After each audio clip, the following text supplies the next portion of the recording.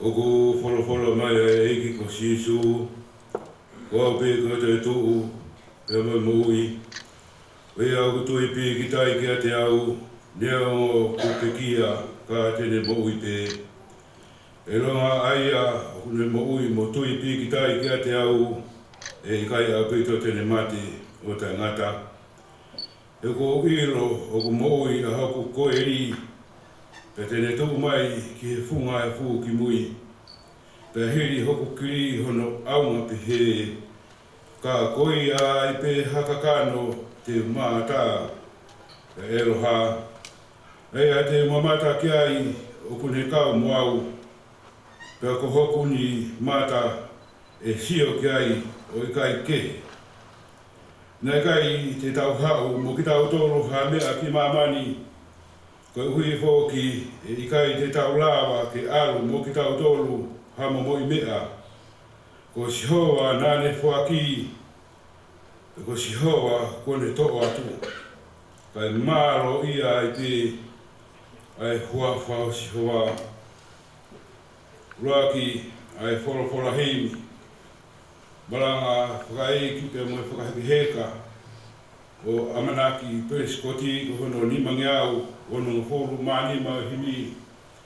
Nima ono nima ke tau hiwa. Sisu na e polo i mo o hoku lau mari eni. Sio ki he tahi hou e ku me ingot heni. Kuke sisu o fufu lolotonga ai a wha. Peo mau taura ngau, wha ki o patapata.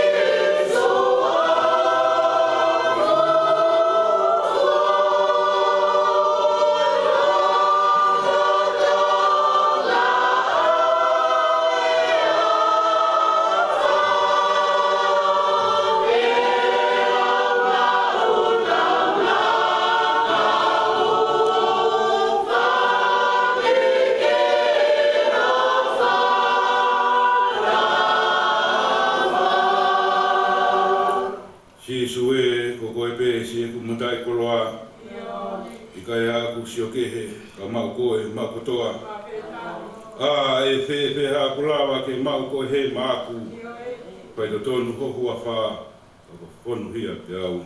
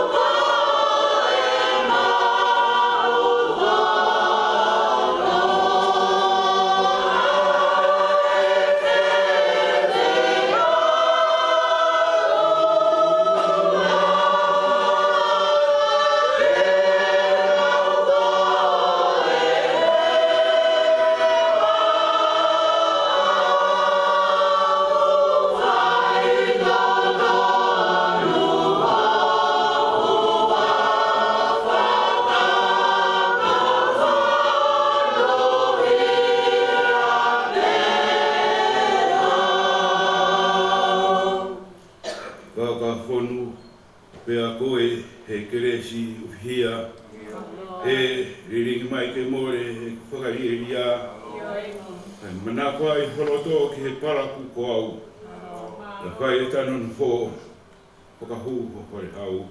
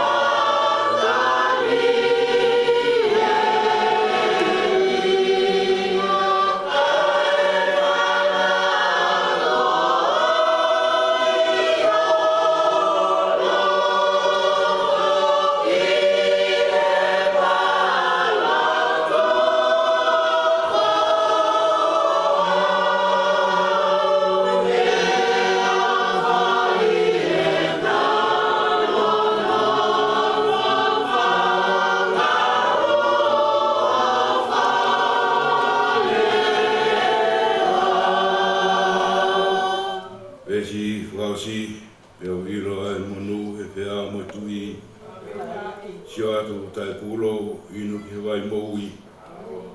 Koni teni he vai ola hake hoku roto i. Kau kamata he ho o wha maulau inu toi.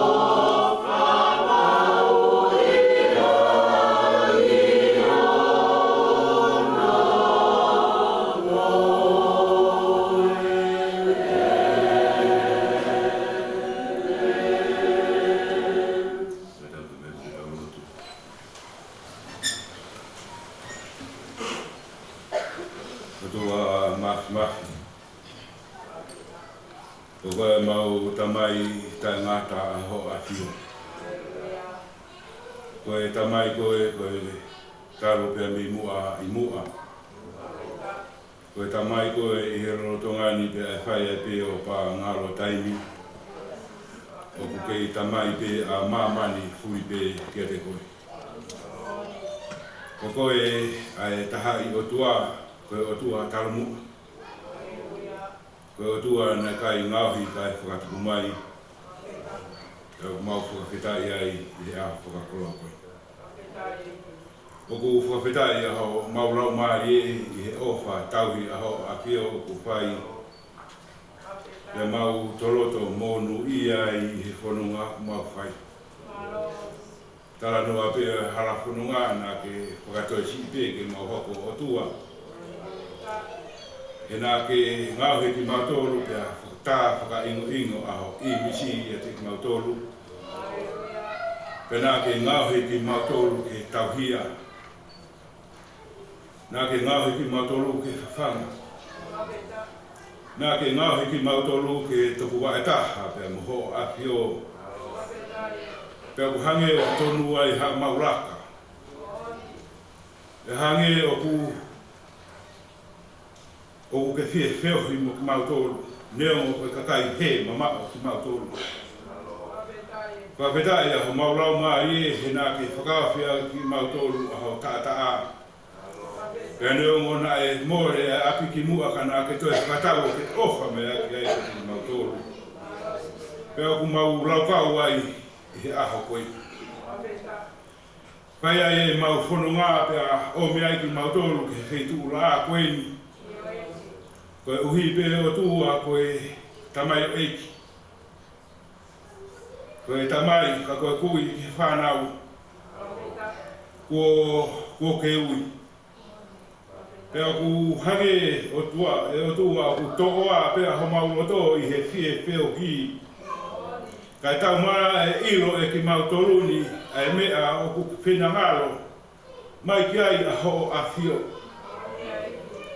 Mahino ke te matolu ai ngau e na ne whai pia ko tāu ia pia moe api ko ke teu. Pia ko omi ai pia moe whai na maari e maa ki mautolu ke maunofo o rau lotoa ai anga ene tō onga mo ui. Pia moe ene ngahi ngau e na ne whai. Pia pehe ke ngahi tala i whare ko toapi. Tuku mua e otua ke mauako sopi ai. He koe whanonga o ku mau whai, koe whanonga peia i he tae roa. Koe whanonga peia a he kakai o ku masiva ilo. Koe whanonga peia a he kakai o ku ikai ilo, pe koe hae whanonga peia moe taumua o kwai peia e mau whanonga. Ahoni ko whakahino e Amanaki ai hara mo o ni peia moe mo ui. Ka ko pau ke mau fou ko toa pe i he hara Ka ku ia pe ho mau mata. O ku ia pe ho mau tu fakanga. O ne whakahino mai ka te mau tolu neongo. Ai ngahi mea kotoa pe, ai ni ngahi ngā we. Ka nāne Tokonaki ka mo ne sio i ambui. Nāne whai kotoa pe. Ai ni ngahi ngā we aki ai kotoa a ene mo ui. Ke sio ka ko sipinga ia. Ke mui ki ai. Ai toenga o e whāmiri. He nāne utuwai mo keri nāne tau hitamasi. Ahoni ko ne tātaro mai. Ko kakato. He ko lau haku whatongia. Tukua ke utari ui ki he eki o kuhinga ai e tau kiwoi. Tukua ke utukulolo ki mamani pe mohono ngahi koloa more. Kau aru ki he api ko ne teu mai. Ka koe whakawheta ia au whakatoka ia hakoeni. Tai maria ia family. Ai whahu ai Kolomotu'A pe peheka te mau tolu ka ai ngā whae hakoeni. Tumua tua ke mau kumuni ai whauma. Aho a Fiona e whai ake hano whakakoloa. Ai mama ai ne ngā ue, ai ne ngahi mea kotoa pe ko ne whakaha. Koeni. Ai ngā ue ko whai ko kai ke sio pe ke te au. Ka koe ngahi matawai. Ke mō hake. O inu pe a tau wai pe mea. Pe kai ngata ai, pe a te muhoko atu a hono tuktuki ke toi lahi ai. Pe a ke lahi ai pe moe vai, o ku whai a hono tānaki, o i kai ngata, ia te mō tolu ka hoko mai. Ai tō tangata pe a moe tō tangata, o nau mau, maaloku pe a mea. I o koe whono ngai a, i he tere a tangi i ku, wea i pe a kupunga mata vai. I whai pe a mea i, ai tō wai i whono. I whono ngā ku mau whai. Whakawhita ia ho mau lau mai e, he tala mai he whorofora. Koe taime whakawhita i o whai e he mokui. Ahoni ko kakato ai ne ngā ue ana paku osika me taime whakawhita i. Taime e tari ui ki hoku e ki uhu. Pea ku mau whakawhita ia i lau mai maani oni. Ho o mea whai ngā mai e te heni ke mau sio. Pea mau waku. I ngahi ngawha ngā ue o toa. Tukumua ki hoko ai tō ngā moui e tamai o eiki. Hoko ia ko hasipinga ke mui kia ia whahu. Kolomotu'A pe peheki he toenga o e family. Ke hoko atu e whanonga. O i kai manu merie i mamani. Kai hoko atu o manu merie i he api. O ke teuteu. Mato. Pe mōni pe e tala roto e tangata koe. Ha mea e whai ka te koe o ka ke ka māroro. Tari ai pai o nia. E riu pe a hoku tua sila pe a mi hoku api nuku anga. Ke api ko ke te mato. Tua mafu mau whakapeta i atu. He omi ha tua sila ke whai kia i e mau ngā we. Omi ha tua sila ke mau ngā we i ho mau taimi. Pe a whakatau mua tonu ki ai. Kore ke me whono e mo. Lau maari maano ni haere me a taria ki matolu. Pe me roto u hake atu. Ngā hea ki matolu ke mau tāua. Pe me riu tu asila mo whai kai lau e ni ku mau api. Lau e api ko ke te u ko ia ku mau tu asila. Ia kalaisi ki ko alo. Ka ku mau wha mou. I veni.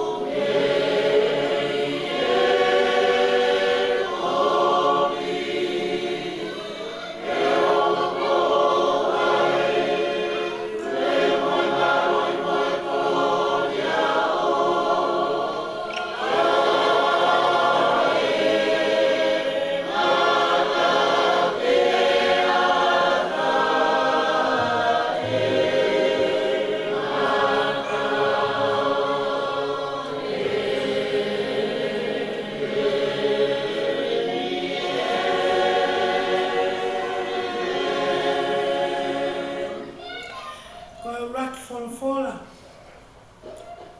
O e pongpongi nui to o ia me he same hi ngamo flu. Ko e same a Mosesi. Ko e tangata o e otua. E ko koe ko mauna fu anga. I he tok tangata, mo tok tangata. Te e ki whakatupu ai ngahi mounga pe whanau i a mamani mo e whanua. Io, talo mei mua o lawi kuonga, koe otua pe ai awhiana. O ku ke whakawhoki ki hefu, ai tangata me arai wai. Pea ke pehe, hako o ātama, whoki mai. He koe tau, e awhe i ho wakai o kuhange e koe ane awhi, ene osi. Pea fo i wasi, he po uri. O ku ke awe ki nau tolu hange Hawaii wha. O ku ke hange ha mohe honau kotoa. Pongi pongi o ku nau hange ha muka i musie. Pongi pongi la numat mo te lewawe. E fiafi, tō sihifo pea mai. E ko hohou hau o ku mau osi ai. Pea mau mo tāwhukua i ho tu tāmaki. Ko ke whakatua mau ngahi hia i ho aona, ko mau ngahi mea fufu i he mama o fufunga. He kua pare ho mau ngahi aho kotoa pe i ho hou hau. O ku mau whakaosi ho mau ngahi tau o hange ha tala noa o ku lau. Ko ngahi aho o ho mau tau ko tau e whitu mo fulu. Pea ka lahi ho tongu e a unai ki he pau mo fulu. Pea ko hoto wiki anga, ko e mosia mo muna. He tūsi wawe pea tau puna. Ko hai o kune ilo i ho hou hau hono mamafa. Pea ko e lahi o ho tuk tāmaki o tau mohonge ia. A ko mai ke mau whakafuafua pe he ho mau ngahi aho. Ka mau utu mai halota poto. Ni liu, eiki, ko futu. O lolou te ria ho kau tamai o eiki ko mau toro. Whakamākona ki mau tolu kei pongi aki ho o alo ofa. Ke mau mamama mo fiefia i ho mau ngai aho kotoa. O mi ha fiefia ke hoa mo fuoloa ho mau whakawai vai e awhiona. Ai ngai taku ko mau whea ngai mo i kohi. Ke haho ngā we i ho kau tamai o eiki. Pea ke he nau whanau ho langi ia. Ke te tau tolu. Ai whakawhawha o eiki ko mau otua. Pea ai ke tū mak i e tek mau tolu ai ngā ue a ho mau nima. Io, ko e ngā ue a ho mau nima, ke whakatok mak o ia. Tau ngata mi ai, ka take kau whakawahare soni, ka e whakakakate whatongia ko ia, tō ke hoko atu ke kau whulwhula hanoa.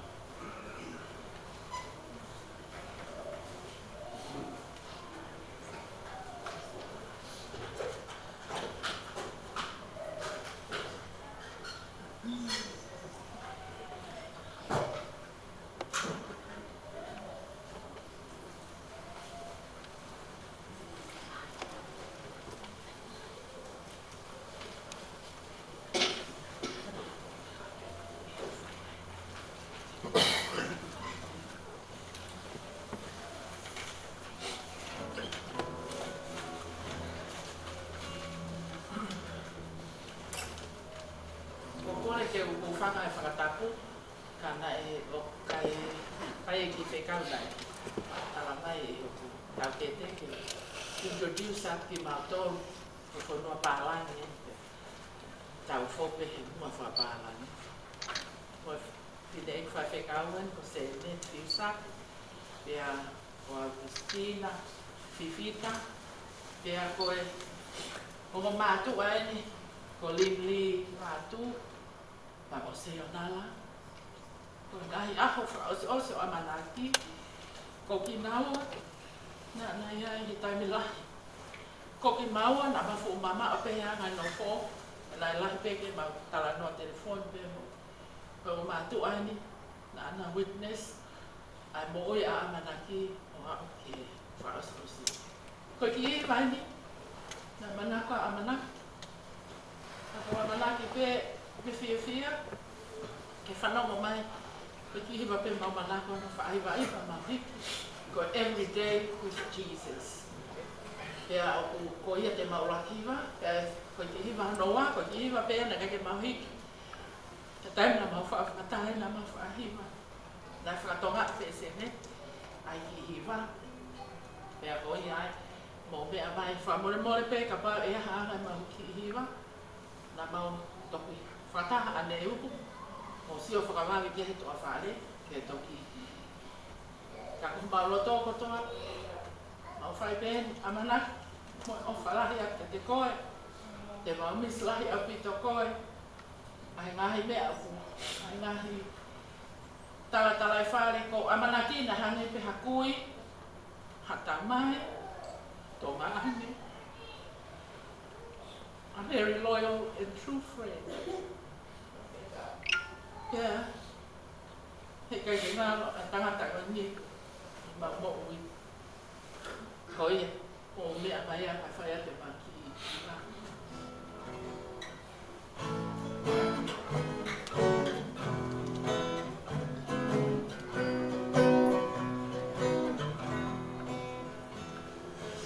Every day with Jesus is sweeter than the day before. Every day with Jesus, I love Him more and more. Jesus saves and keeps me, and He's the one I'm waiting for. Every day with Jesus is sweeter than the day before. I will follow Him, my Lord. Follow every passing day. My tomorrows are Lord to Thee. God will lead me all the way. Si supe koe hana, mo oni hui. I kai I mamani, hafunga e fungani. Whakatoki rau, si pika oi mohui. Hiri e kolosi, kai mahu karau. Mui, mui, mui, te te mui, mui. Paira tene kaki. Oi a pongi pongi a fioi. Ui mui e eiki.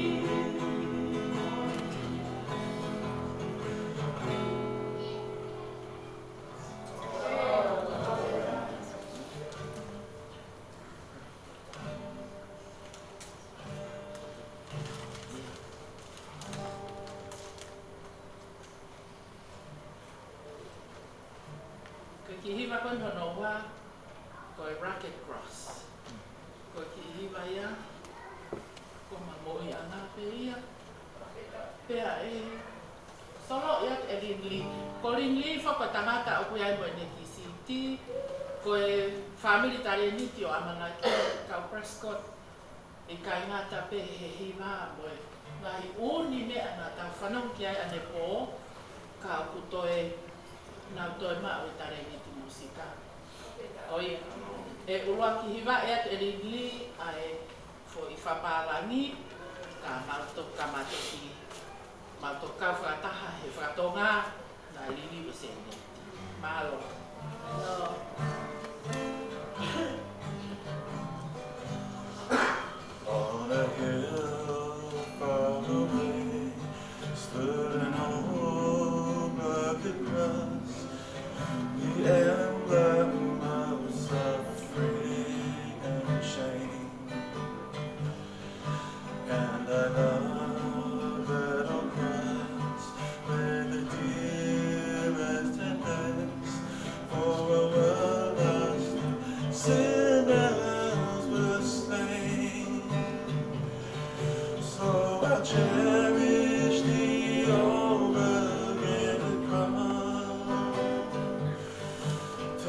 trophies at last lay down. I will cling to the old rugged cross and exchange it someday for a crown. Te talano ki amo, mama o kai o fina, fortuna faina ka amore o masi. Tu he tai mi imu, na koro si mama, na e fua e na kaha koni. Koia te waka e aka, Amanaki ki hanonga mo e whiwhi. Te upiki ki he korosi, Whetūnia ao aki a karani. I sahe mate, kai iku mo i pe, hamama ta e honga pe. O whane whai i ke te sema, whai oa ki karema, tōrunga o au ki he mate. Koia te waka e aka, Amanaki ki hanonga mo e whiwhi. Te upiki ki he korosi, Whetūnia ao aki a karani. Koia te waka e aka, Amanaki ki hanonga mo e whiwhi. Te upiki ki he korosi, Whetūnia ao aki a karani.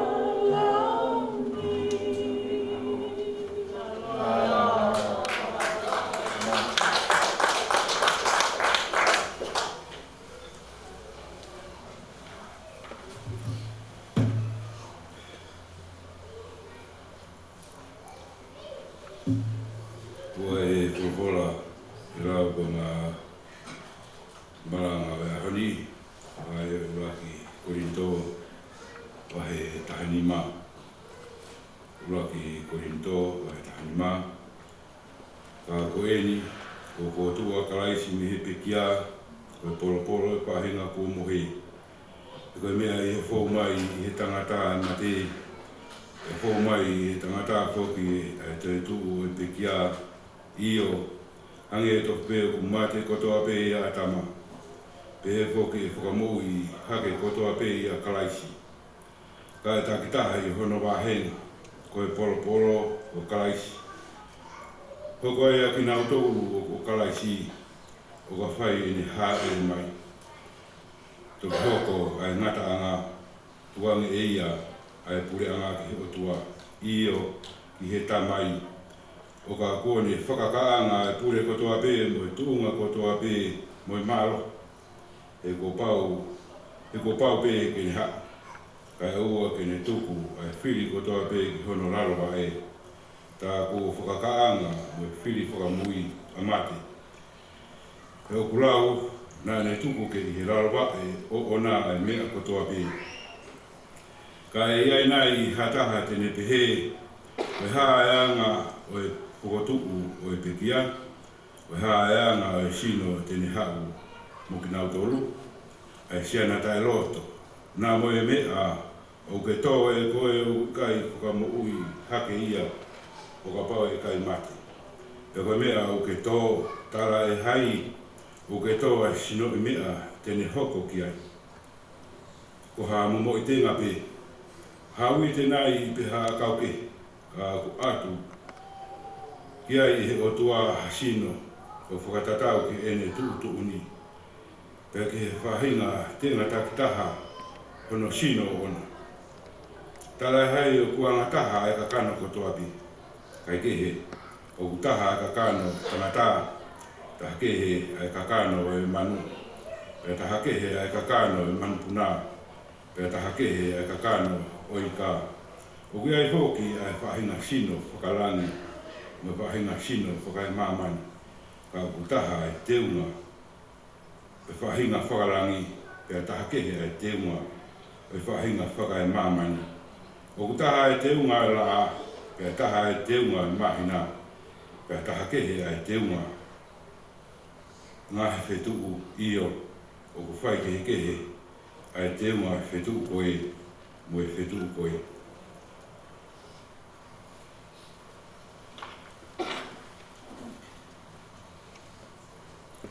O ku tahake, pehe mo e toi tuku o e pekia. O ku tō koe koto auha, e whakotuu koe koto ta e wha auha. O ku tō koe koto palaku, e whakotuu koe koto teunga ia. O ku tō koe koto vai vai, e whakotuu koe koto malo. O ku tō koe sino whakakakano, e whakotuu koe sino whakalaumari. Ka pau ku ai ha sino whakakakano, tā o kui ai mo e sino whakalaumari. O hange e whoki koe mea kua tohi, na e hoko ai ulot tangata a ātama, koe kakano mo ui, na e hoko ai ātama ki mui, koe laumari e whakamo ui. Ka tara hei o fuafua hoko ai whakalaumari e, kai ke, koe whakakakano, pia toki hoko ai whakalaumari e.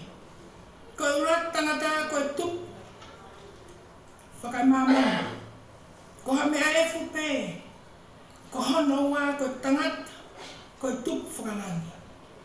I longa pe anga o mea e funa, pia mauia e whahinga mea e fu. Pia i longa pe anga o tup whakalangina, pia mauia e whahinga tup whakalangi. Pia hange e ko tau maku ai I misi o mea e fu, pe he foki. Te tau maku ai I misi, oi tupu whakalangi. Pea ko hini pe mea ko talatu ka inga, o kui kai lava e he kakano moi toto, ke hokos noa pe, ai pureanga oi otua. Uma a hokos e auha, ai ta e wha auha.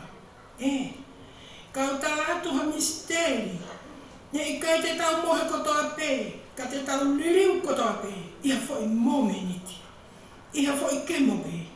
I he iwi whakamui o e talupite. Io, e iwi e talupite, pea whakatuku ai pekia, o ta e wha auha, pea kok tau tolu e liriu. He kua pau ke ai e he mea auhani, ai ta e wha auha. Pea ke ai e he mea mateni, ai ta e wha mate. Pea ka ai lewa e he mea auhani, ai ta e wha auha. Mo ai e he mea mateni, ai ta e wha mate. Pea e toka hokosia, ai whalafola ko ia na e tohi. Ko whaongia a mate, o liriu ko I kona. E mate, ko whaaho I kunana. E mate, ko whaaho huhuna. Ko e huhunga mate ko e angahala. E ko marohinga o e angahala ko e lao. Ka e whakawheta I ke o tua. He ne tuku mai ke tau I kuna I o tau eiki ko sisu kalaisi. Ko ia se o kai ngā whahanga. Ke mau tuku maku tai ngau e o mau tuku rekina maku ai te. I he ngau e ai eiki. I he o mau iloni. Ko e mea ki he eiki. Ko mau whakaongosia. O I kai ko e lau whanau ia. Tau mai tami ai. Whamore te keke whahako e tau himi wa, e mea mai mo a toa taha. O kune o atu e tau historia e tau toi whanonga peki ai. Aloha.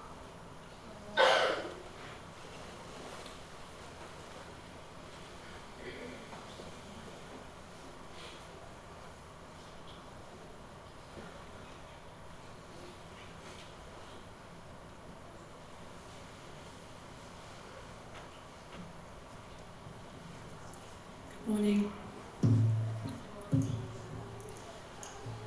My name is Prescott, and I am the eldest daughter of Shantabo Latumala Prescott, Tu'i Ha'atala Tangalua Eiki. Today I have the privilege of presenting a brief history of Amanaki Osoni Prescott, which is why we're here today.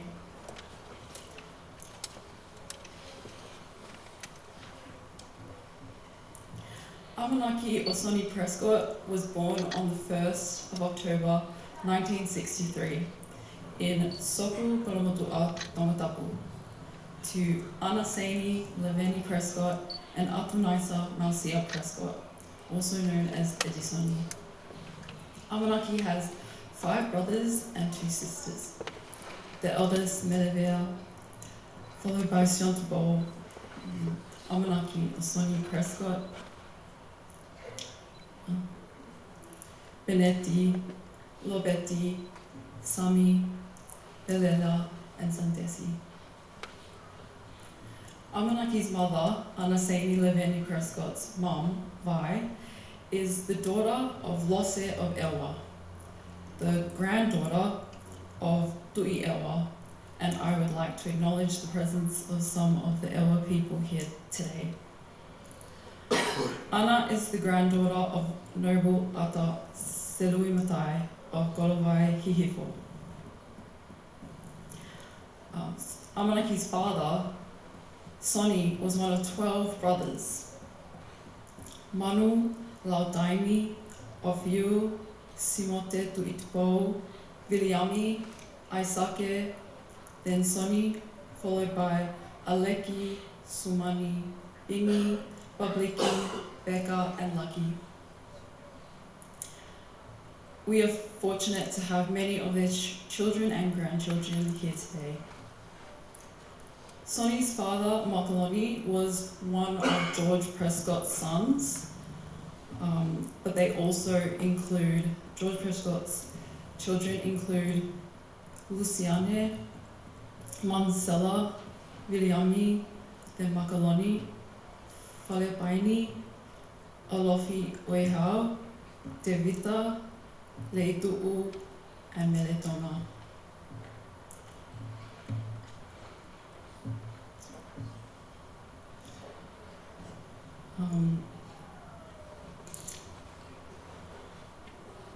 And many of Makaloni's brothers' children and grandchildren are here today also. Sumisi Prescott, Lonnie Prescott, and Saya. And Sumisi gave a really lovely speech last night.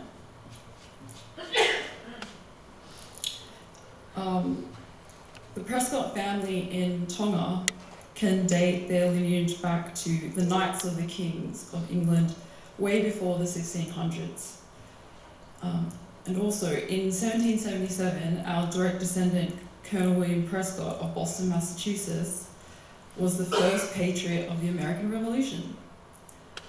At the same time, in 1777, Captain James Cook visited Tonga. Soni's mother's side descends from King Debo's line. Josiah Debo was the king of Tonga during the arrival of Christianity in the 1800s and provided a place for them to stay and a church to worship in and a place to build a school. Josiah Debo was the father of Dawha'ahau, who became the next king of Tonga, Dawha'ahau Debo I. His other son, Ma'afu, of Itonga, became the king of Fiji, Tu'ifisi. And their oldest sister, Samaima, married the Tu'i Nayau, king of Fiji, Latumala. Samaima and Latumala's granddaughter is Bele Naise Prescott, who is Soni's mother and Amanaki's grandmother. And that's why uncle is Ekilahi.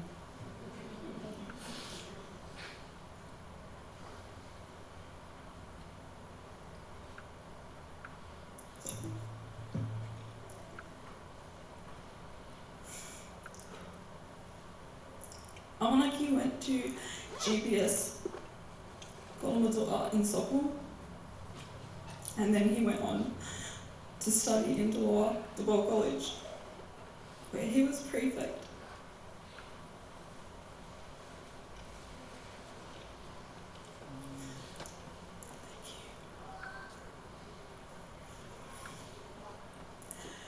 During his time there, he lived with tutor, Uncle Olo and his wife Lavinia. Olo was a student himself of the law, and he used to live with Sune at one point when Amanaki was very young. And we are glad to have Olo's children here, some of Olo's children here with us. Amanaki then moved on to attend maritime school in Tonga, Kolomotu'A. One time, Amanaki and his mate Lova Ahomana arrived in Niua on a ship with nothing but the clothes on their backs. Lova introduced Amanaki to his family in Niua, and he became like a brother to the Ahomana family, who are also here today in celebration of Amanaki's life. Following Amanaki's trip to Niua, his passion for the maritime world increasingly grew, which led him to work for Peter Warner's shipping line as a shipmate. He then decided to further his studies in the Long White Cloud, New Zealand. Whilst living in New Zealand, Amanaki spent time living with several of his Prescott uncles, including Babliki, Bingi, Becca, Sumani, and Lucky, and many, many more Prescott families. He settled down and lived with his sister Melevia and her late husband Kafua Umufe and their children. Amanaki was a member of a singing group, and they produced a few albums, both on cassette and CD, which was even played on Radio Tonga. And Reverend Sinetti shared some really lovely memories of that time last night at the Apple. Amanaki found employment with Roy Lenny, who enabled him to live on his property, and he helped Amanaki a lot with his work and skills. Amanaki had a special talent for wood carving. While working for Roy in Henderson, he had access to lots of natural wood, resulting in many beautiful carving pieces that we've all seen and witnessed.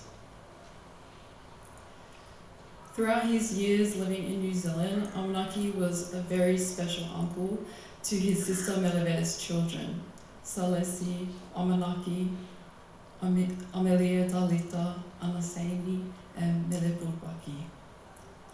When Benetti's children came to New Zealand, Amanaki became a special uncle to Melevere Jr., Sonny Leka, Belenaise, Devita, and Nia. Amanaki was also a special uncle to Fadai and Simduli's children, Fifita, Holatono, Foni, and Mita. Amanaki was a special uncle to all of his brothers and cousins' children. As he battled with cancer, his home became a home away from home for the many relatives and friends who visited him. His home on the hill became a place of peace, laughter, music, and a sanctuary for all. I am sure that there is much more to Amanaki's story, and I apologise if I have missed anyone out. But today we are here to celebrate his life.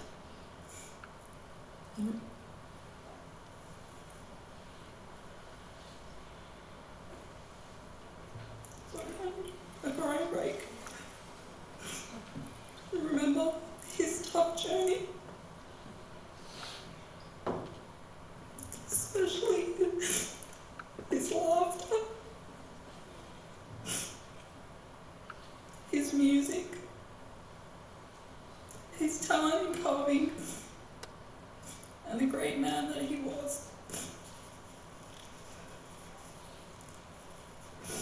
Rest in peace, Uncle Amanaki. Whakaapo te o.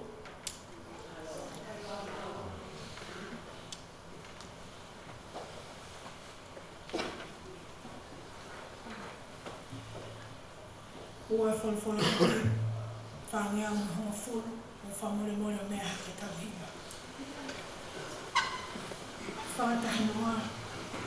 Sisu he kaulanga u ki he kāinga whai wholau. Malo peho o ofi mai ki he potu whaamatangu. Ko e tahi whaapeaua ita pea maa o lunga. Ko e māma kovi e ni whakatanga ai rei.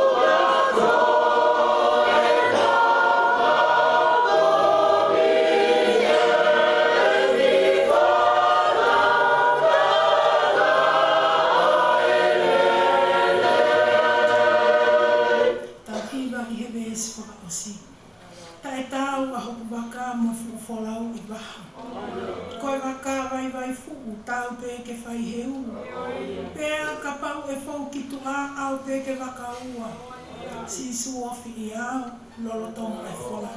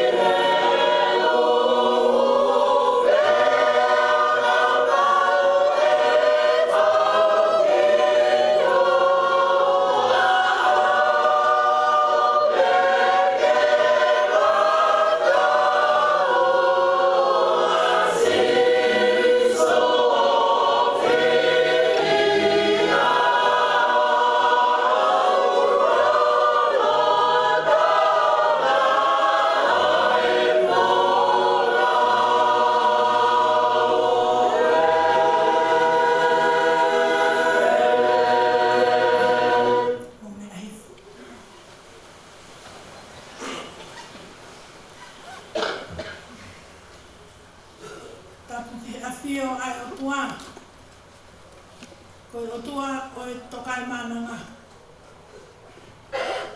Tapu ki he potu tapuni. Ko whakatapui, ko e whilaki anga o I kau whakamawai. Tapu ki Hawaiki. Tapu at kau atoa mouhi, mo I kau matapure.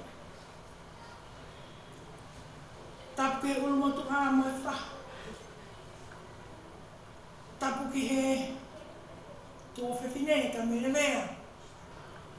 Mo I tau kete o peki a mo e whangafoto te hina. O kou whaapapa ke whamili. Kau whakato'oto'a pēmuka.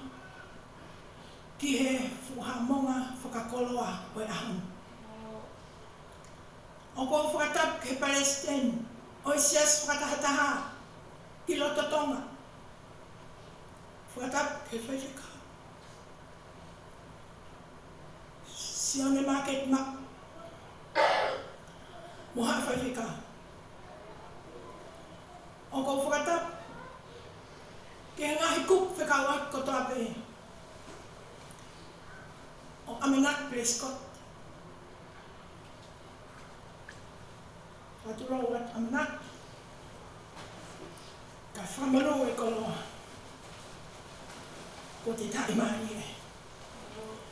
Nea o hono mawhatutuki. tupe ke lau mani ke tokoni. He ulahi e nere mei ke aau. Tala e hai ko te whakoutua ki ha te mea ke aau. Ko mea ko toa pe ai eiki. Pe e whoki ko toa pe ke eiki. Ko ia ko whakapapa. Ki he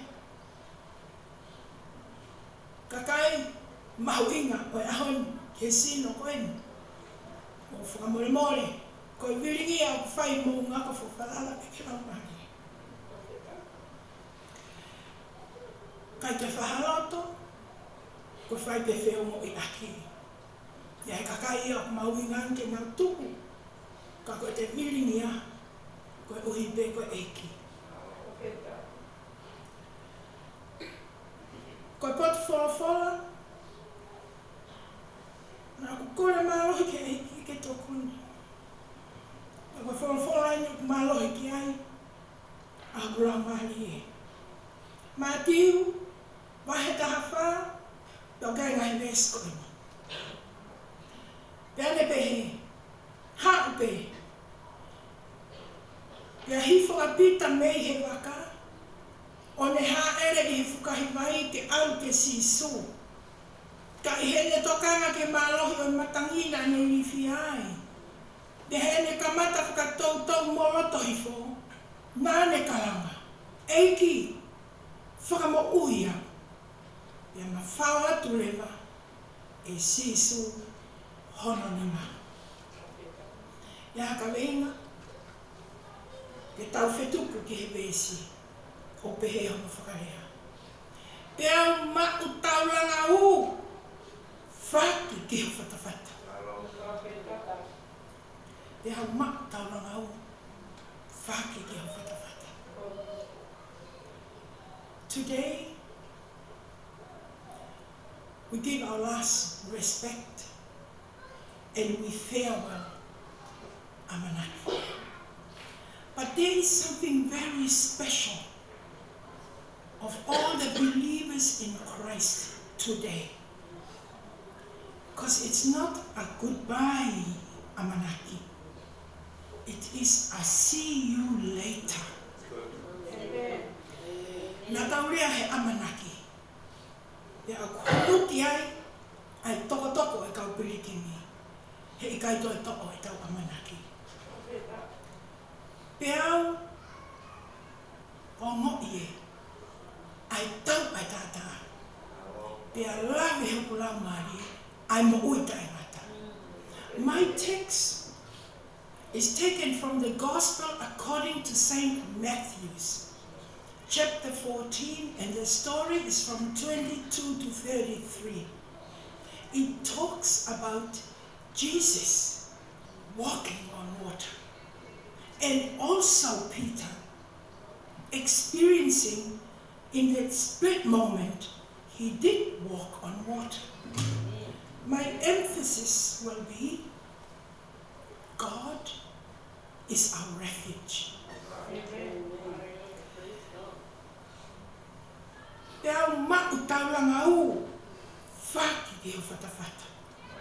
I find refuge in you as I stand in your presence. Ko tanga noa maari e, pia na aku whiwhiri, pia koe hame o ki kai ke alua ia pita, kai tuku ari au ke uwhie maari, i he ngahi pot wholo o kou manako angi ai.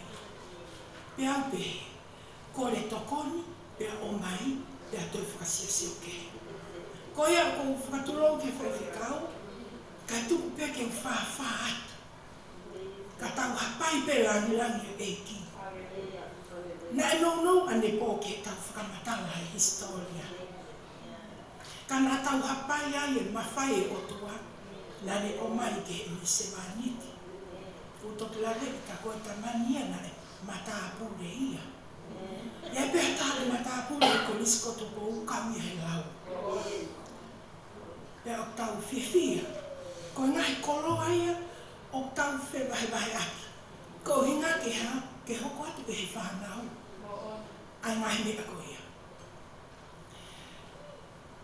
Pia au maku, taunangau, whaki ki ho whatawhata. Ko e i sisu o whawhanga ai toko ni mawhi. Pea koe mea whakaofo koe o se whawhanga, whakaungi pe e sisu whakamalohi. Koe whaea e amati. Whakaungi e sisu whakamalohi, pei moho ke he kauwai e taha. Pea osko ia, pea haera sisu i ke munga ke loto. O whakamatala e sione, i he taka noa tatau ai uhinga. Ko nau kai o mākona, pea nau sio ke fuumana, pea nau hori rewa nau tolu, ke whakanofo a sisu koe tui. Pea tau lawe i ai mahuinga ngahi kosperi, ke tokoni mai ke e tau wawalo mo tau whawha. Hanga lewa e sisu whekau i whakamalo. Muhanga peo mea, ka lawa hafu ngā hue i kuna. Mahalo na e nofo i kau akoko e ngake na lulu moe. Kakai ke pe mai, kakai malo au pito. Tō watu o munga i whenau e eke. Laka rewa mo tolu ki kawai, ke tō lahi tau maue. Pea ha ere ia ke munga ke whai e loto. Pea toki tawhi mai e tala noa, o aku mai. Pe he koe wasi hoi wha.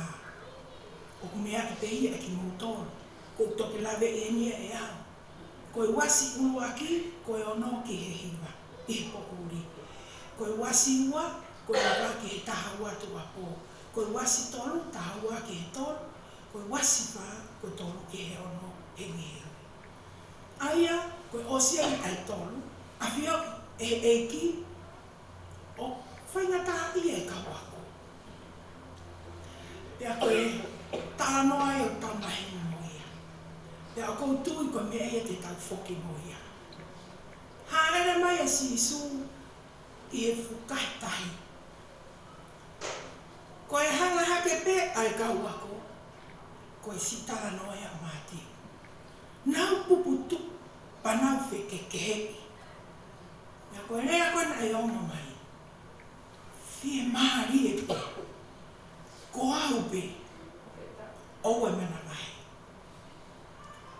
Koe whanongo pe koe apita ke whuirea. Kalanga atu apita.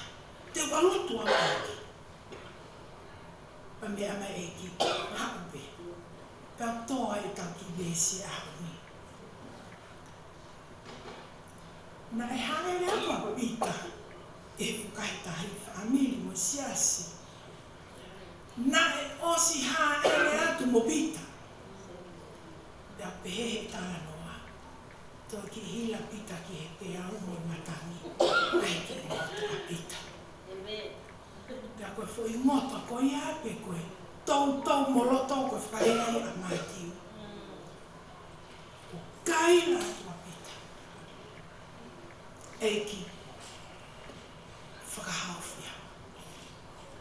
Koe lau ia e tau esi. Ma whao mai fu nima eiki. O le puke atu.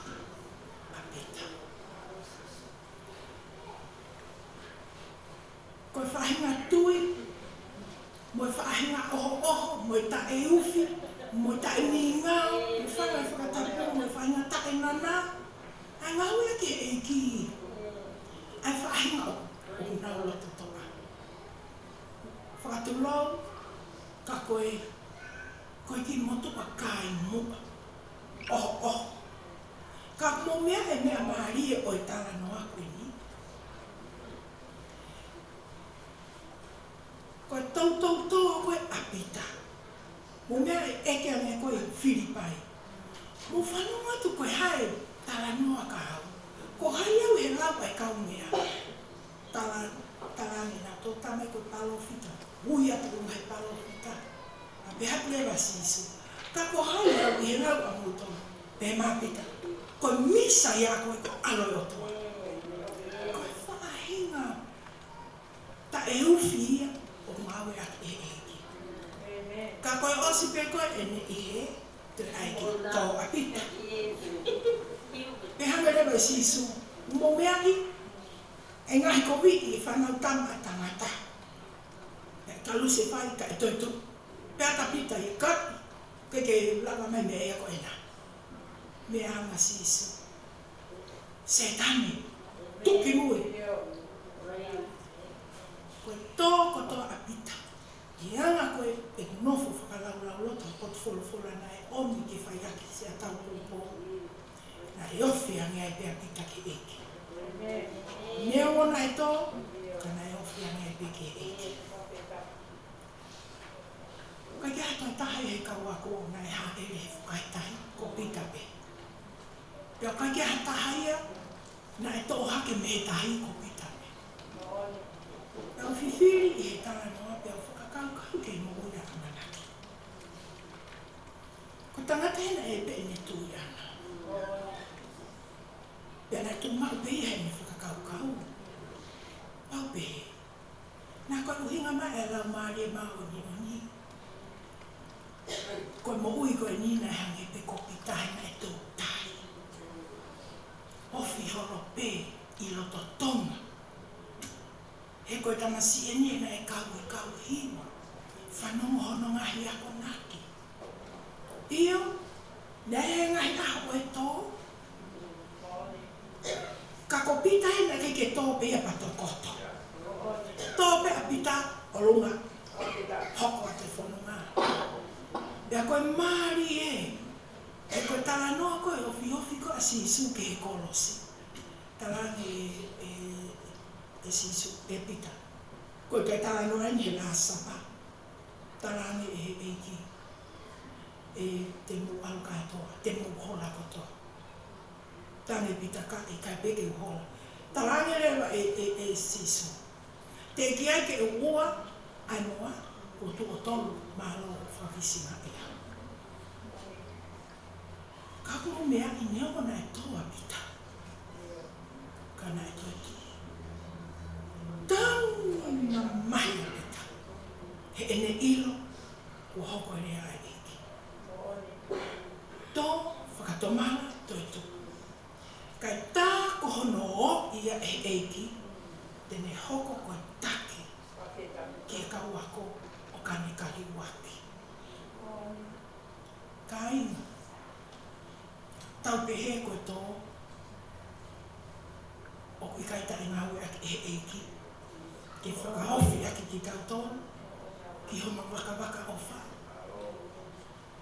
Tau tui pehe koe, tamasi koe ni, na e hake, na e hifu, kana e kai ke tokoto ia. Tala mai pehe mele mea. Nau wherere maki, si raku whakafoke nā tātu koe pehe piki ama. Ka mea whamanaki o si tu aia. Ame he uo. Tōpe tuku. Ta koe ka kai ena ni maa pe eki. Tau whawhuk peke e ge rangi. O mea kotoa pe. Koe tau kawe i ngā ke tau whuki aki. Pea o matu tau langa o. Whaki ke o whatawhata. Tana e hoko i ngahi whaingata ako i ni. Ke toi ofi ane Amanaki te rete. Famili, ko o se maa ko kai famili ko ini. Ko moni pe, marelau o kuki te hina. Ko i ngā whoki na mato o ahi ata. Pe he mai a Amanaki a tina, ko ke lotu mo oni ko hape i kai. Pea ngā toki whetakai na wau na whetauraki. O wei whuke tai me tā, e mau wheohi. Ko tēnā mo Amanaki, unaki i wawe na. Ko au mo nua, maki i siaua. Kana e koneki ai, o maanu e mau ki i mahawe. Pea kou whakatulou atu e koe kauhiwa pe tahana e kawai Amanaki. Lahi ka pute kauhiwa ena e kawai Amanaki. Nā me ngawe e miniti kotoa pe. Koe tamasi ta ena whanoa. Koe pita e ni. Tōpetu. Ka koe ne tōko toa pena e ofi angia e ke eki. E au mak tauranga o. Whaki. Ki hono whatawata. Famili. O kou hongo i pe e kutuku. Ka koe uhinga. Kai ke o whai e mea. Nai Amanaki ai si o Tokonaki. Na te tangata ai ke reki. Malonu ka taki ia. O wani pe motolu kai ke ilo e tāpu ko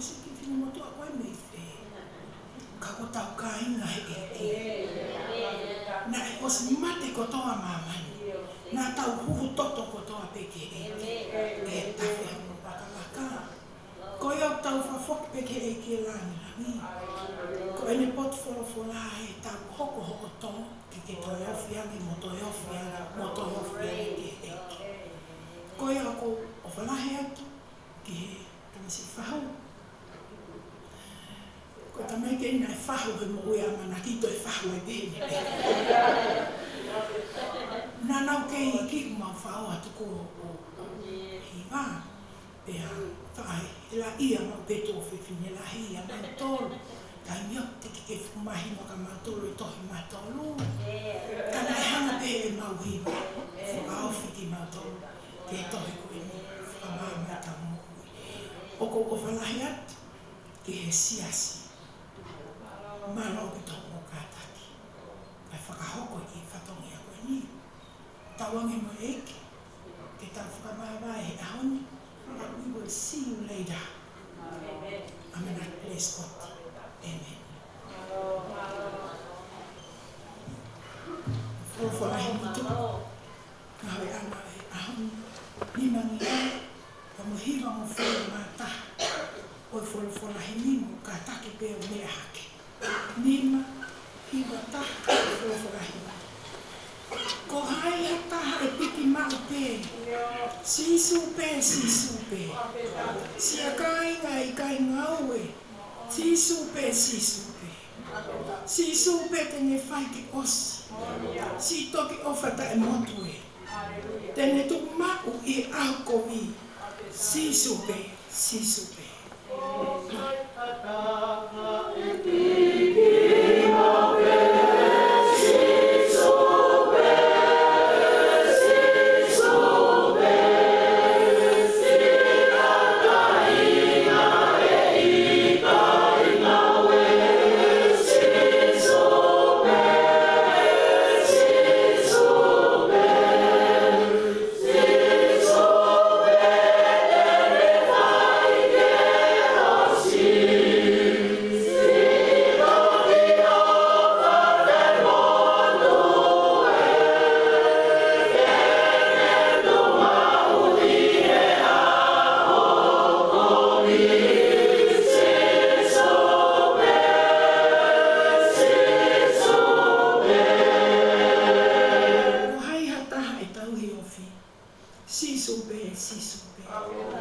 Lafi he whai mo e whiri whoki.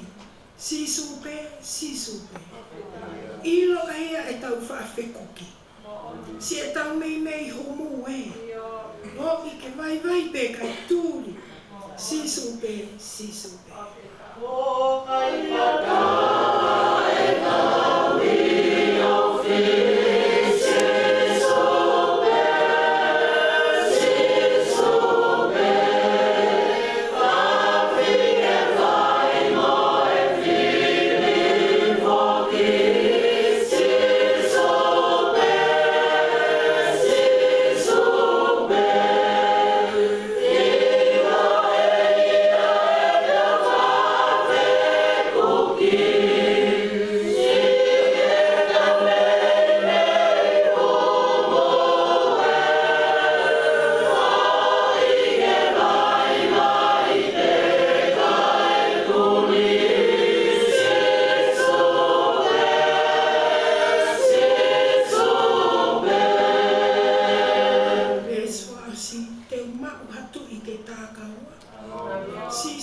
Sisu pē. Eiki kai anga whakatua. Sisu pē.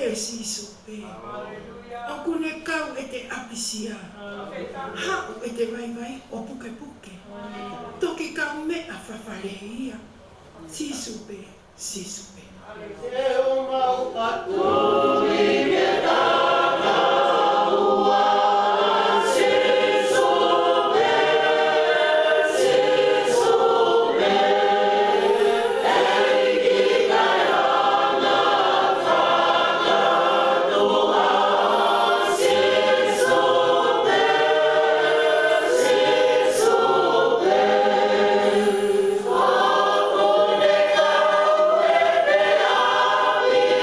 see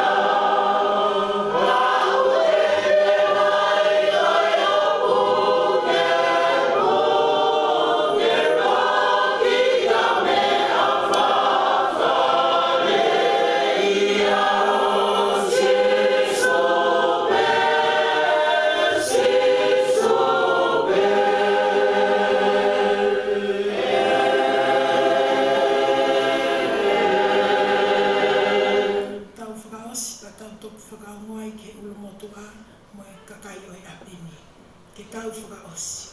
Pea koe kelesi ho tau eiki ko sisu kalaisi. Pea moe o whalahi ai otua koe tamai. Whea ohi, moe laumari e maa oni oni. Nofo ma uie i e teki mautolu kotoa pe, o wana ahiri, whai peo tai ngata. Amen.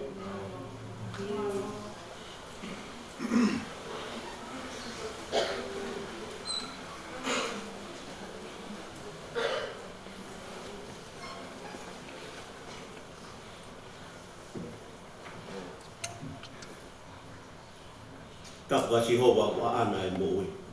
Mo tau tongo. Matapu ke mea pakai Amanaki ki tau hene hea honi. Matapu ke pahu.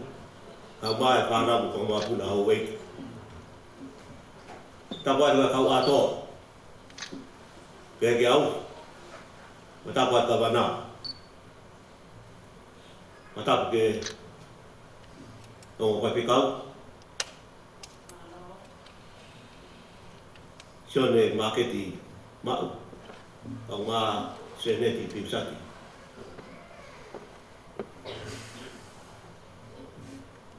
Matapu ke ngai haa kotoa pe.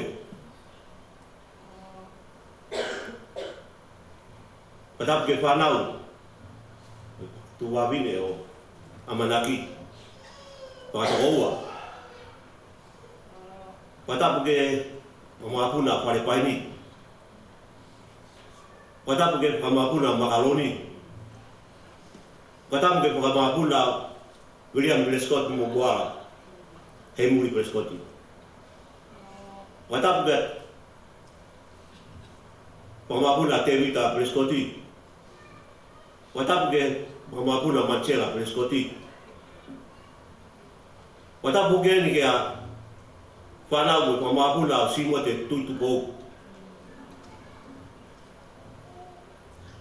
Matapu ke ngai haa kotoa pe mo family mo kainga. O mo mea mai ke ahoni ke ta whakalangang eiki. Ui koe ui maoni oni a eiki ke toko ua koe. Tau kai ke te aha mea ke tau. Tui gai hawe koe. Koe ka venga e ahoni. Whaki ke whakatapata o sisu kai tau mako e tonga. Kainga. O kou whakamalo lahi. O kou ngoi ko whimare pia moe whakatako ua. Moe tupe pine, moe pahu. Ho mou mea mai aha koe ni ke tau whakalangangi ai pule maani oni ai otua. O ange koe tata alo tau whai ke Amanaki. We see you later.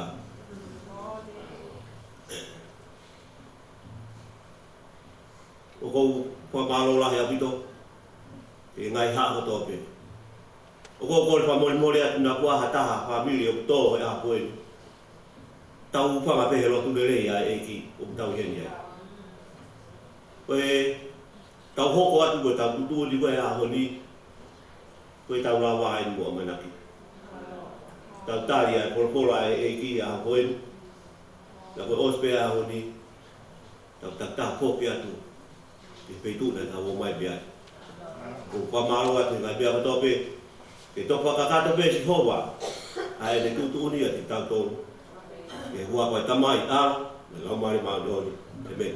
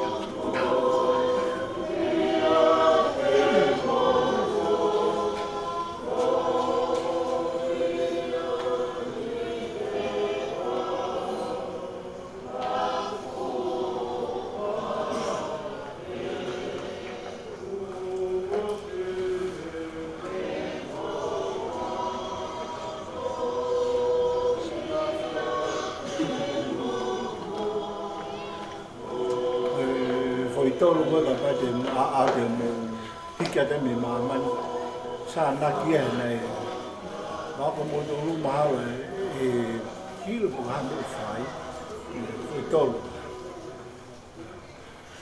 mo talo mo no foi so ko ta mo tolu ha fi tu ha mo mai ka mo me Fakaeiki fai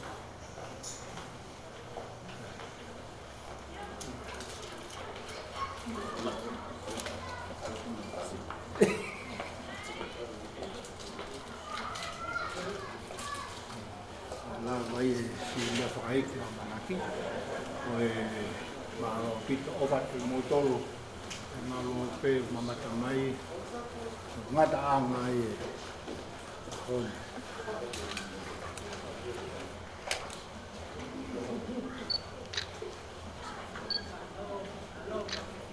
ali fahu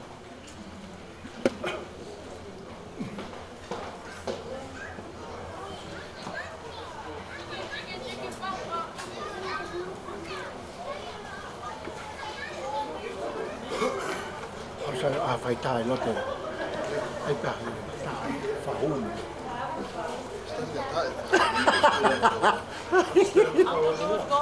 Porque mais farru, porque mais farru, aha. Oh, wanda.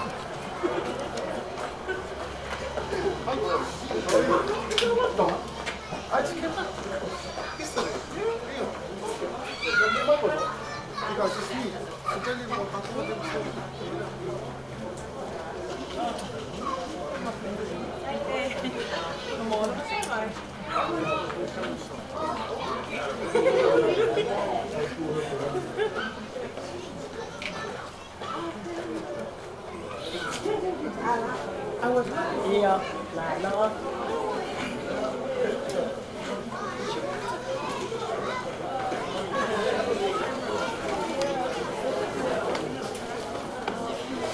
Você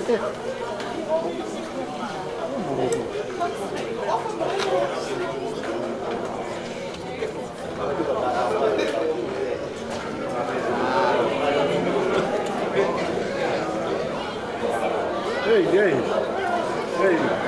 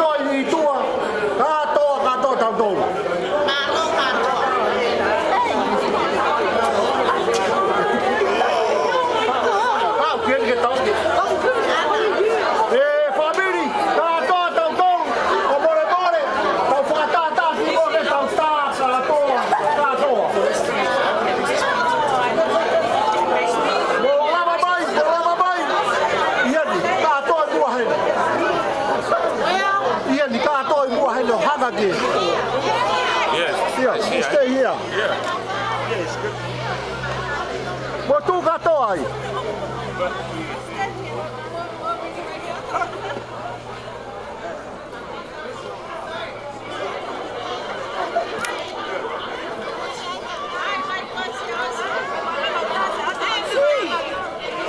Ei, o te te alu, haki ei.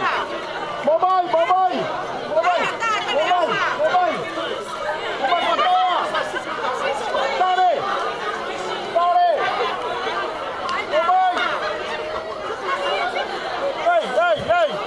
Ei, mobai ke ta family soka. Mobai. Siapa tu orang ni? Atau ta katoa. Oh, tak sih. Okay. Mobai. Hey, Mobai. Mobai, please.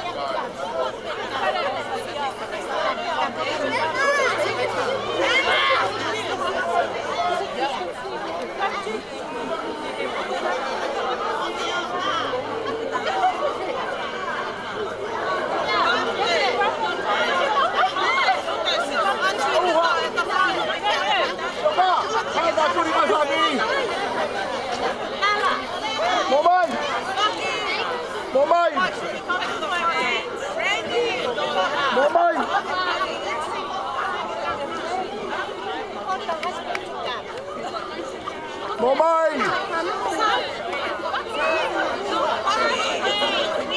Hey.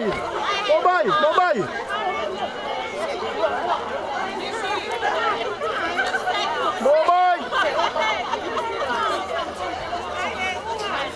Kabiha kafunama. Mobai bosho ba ke professional ga andu sila koin, taba koin di. Bosho mai.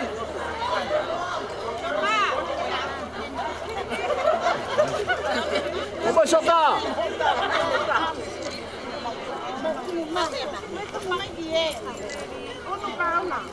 Mobai. Leo.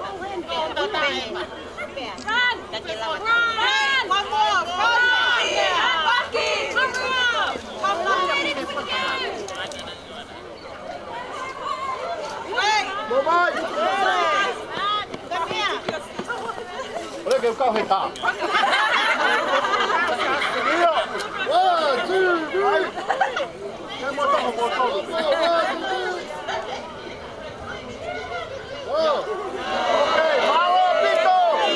Okay, so it's up here.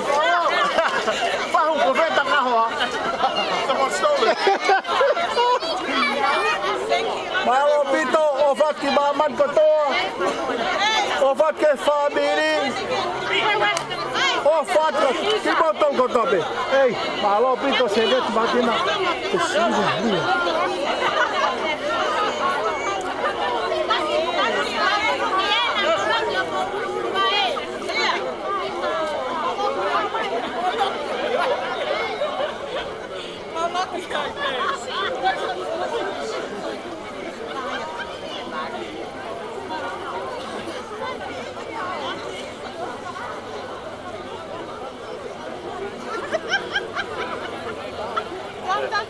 Okay, how good?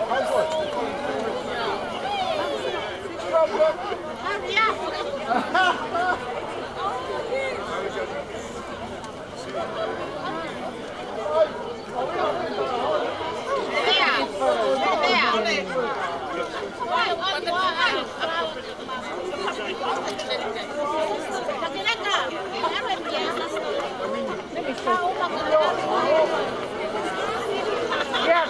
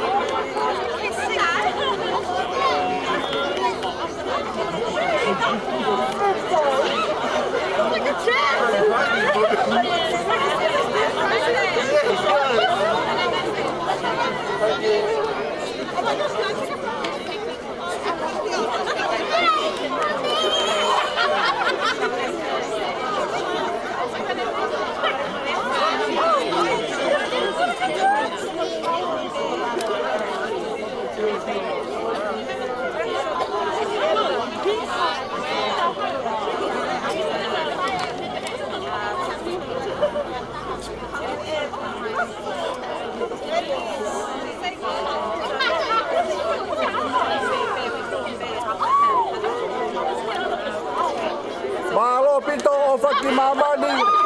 Mo sia mai ke whamiri e nau Tokonaki. Oua. Pau a te whamiri.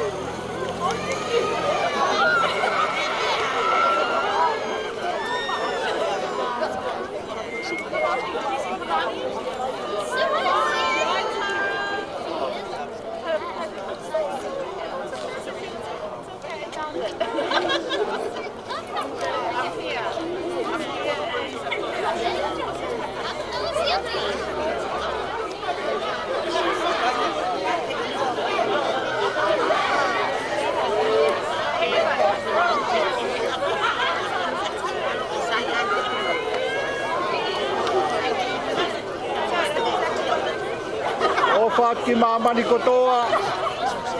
Whakimamani. So ko hoane ulumotu aku ke whaipe. Ko hoane ulumotu aku ke whaipe whatongia. Iyo. She's still riding.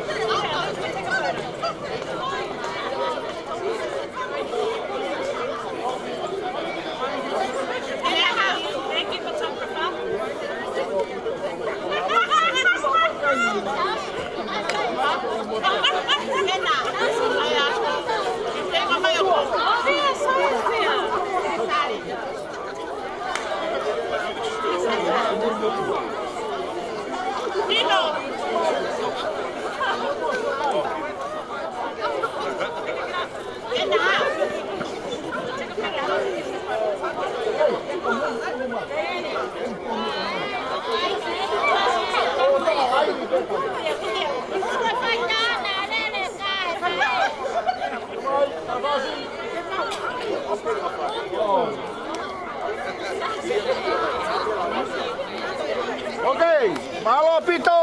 Okay. Yan eh, pag malo eh. Nasin malo.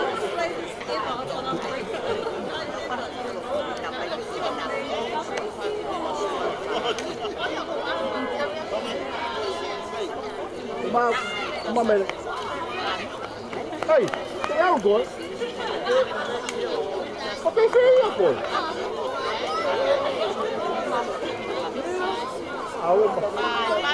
My finger, I hope you let it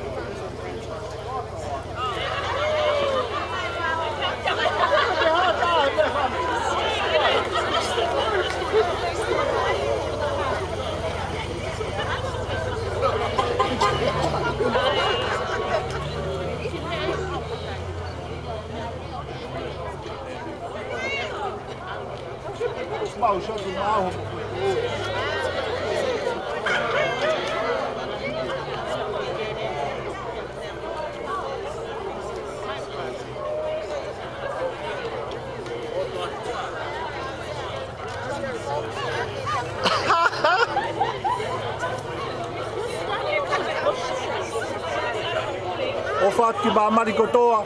Koe lava ia a honi no whakaeke ka Amanaki. Lava ia honi no whakaeke ka Amanaki. O whati ke whamiri tā kotoa pe.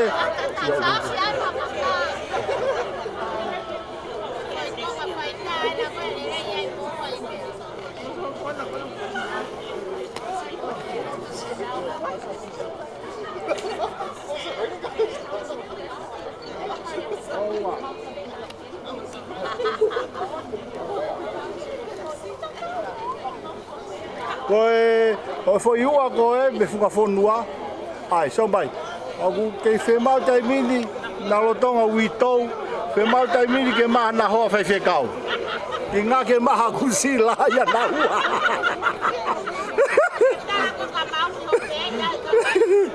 Whemau ke maha na hoa whaiwhekau ngā ke walo maha kusila ia na ua. Maha kato ia na ua. Malo o whātu whamiri.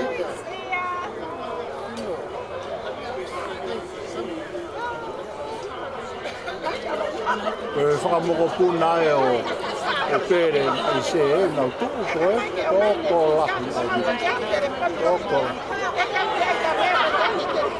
tōko lahi awi. O whati mamani, o whatu.